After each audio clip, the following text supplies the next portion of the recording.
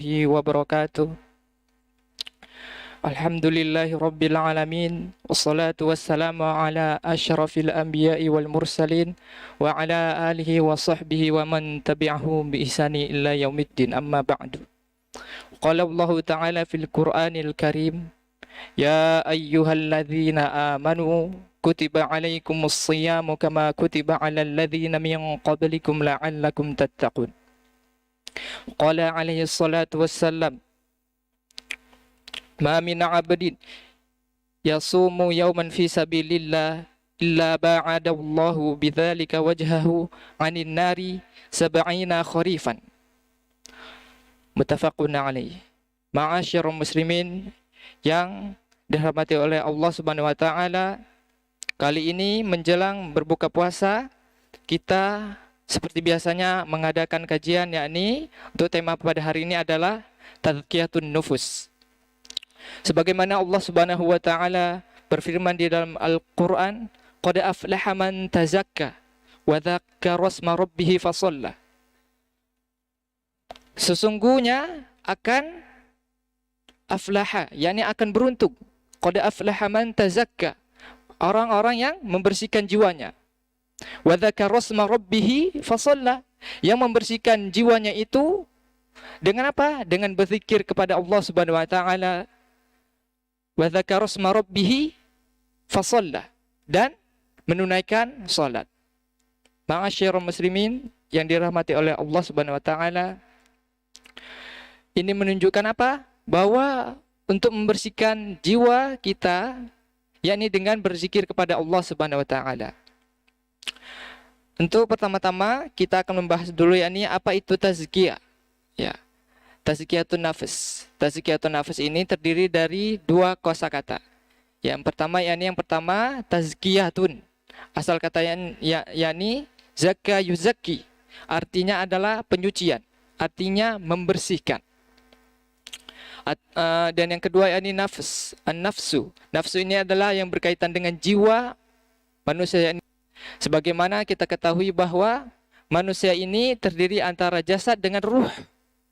Yang keduanya ini tidak bisa dipisahkan oleh makhluk hidup yang Allah ciptakan di muka bumi ini.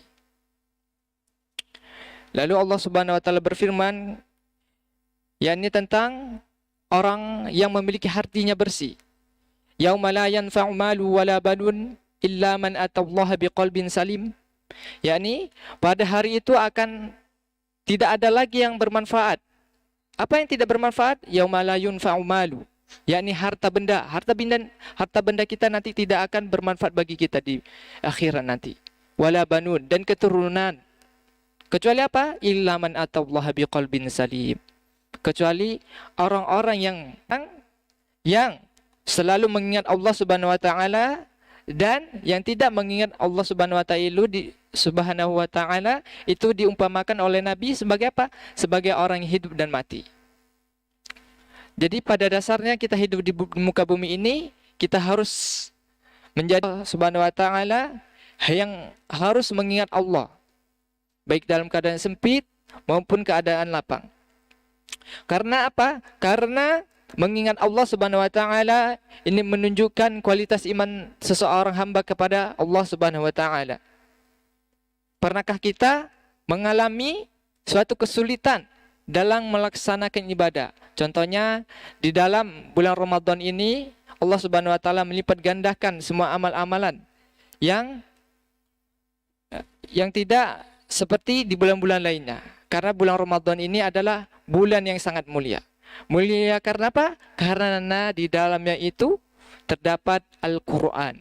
Sampai-sampai pada para ulama itu mengatakan setiap hal yang berkaitan dengan Al-Quran pasti akan mulia. Contohnya apa? Contohnya Rasulullah SAW Muhammad, Nabi Muhammad. Kenapa beliau dijuluki sebagai kekasih Allah? Karena diturunkan Al-Quran di dalamnya. Lalu Malaikat Jibril. Kenapa bisa mulia? Karena Malaikat Jibril mengantarkan wahyu Al-Quran. Sehingga Malaikat Jibril menjadi Sayyidul Malaikah. Menjadi malaikat yang paling mulia di sisi Allah Subhanahu wa taala. Dan Ramadan juga kenapa Ramadan menjadi mulia? Karena Ramadan bulan diturunkannya Al-Quran. Syahrul Ramadan alladzi unzila fihi Al-Quran hudal linnasi wa bayyinatin minal huda wal furqan. Bulan Ramadan adalah bulan yang mulia, yang dimana di dalam bulan Ramadan tersebut bulan diturunkannya Al-Quran. Masya Allah. Itu tadi sudah 3, Rasulullah, malaikat, dan bulan. Lalu selanjutnya kita akan kepada hari. Ada di dalam Ramadan ini ada hari ataupun malam yang lebih baik daripada kita beribadah kepada Allah Subhanahu wa taala 1000 bulan. Allah Subhanahu wa taala berfirman di dalam surah Al-Qadr, "Inna anzalnahu fi lailatul qadr wa ma adraka ma lailatul qadr. Lailatul qadri khairum min alfi syahr. Tanazzalul malaikatu warruhu fiha biizni rabbihim min kulli amr. Salamun hiya hatta matla'il fajr." Jadi ini yang keempat. Menjadi jika kita mendapatkan Lailatul Qadar, maka ibadah kita lebih baik daripada 1000 bulan. Lalu umat Rasulullah menjadi umat yang terbaik. Kuntum khairu umat, sebaik-sebaik umat. Kenapa? Karena umat Nabi Muhammad ini adalah umat yang mendapatkan wahyu Al-Quran. Nah, itu tadi 5 hal yang mulia karena Al-Quran. Dan bagaimana Al-Quran itu bisa menjadi obat hati kita, menjadi penawar penyakit hati-hati kita. Di antara penyakit hati apa? Hasad, dengki, iri, suudzon, dan lain-lain sebagainya yang itu membuat hati kita tidak tenang. Nah, perumpamaan misalnya kita mengerjakan suatu ibadah seperti tadi, yakni sholat tarawih. Pernahkah kita mengerjakan sholat tarawih, tetapi kita merasa tidak tenang dalam hati kita? Itu karena apa? Hampir kita tidak sanggup melaksanakan ibadah kita. Karena apa? Karena hati kita kotor. Maka solusinya untuk agar hati kita dibersihkan oleh Allah Subhanahu wa taala, maka kita harus berzikir kepada Allah Subhanahu wa taala. Sebagaimana dalam firman-Nya, qad aflaha man zakkaha wa qad khaba man dassaha.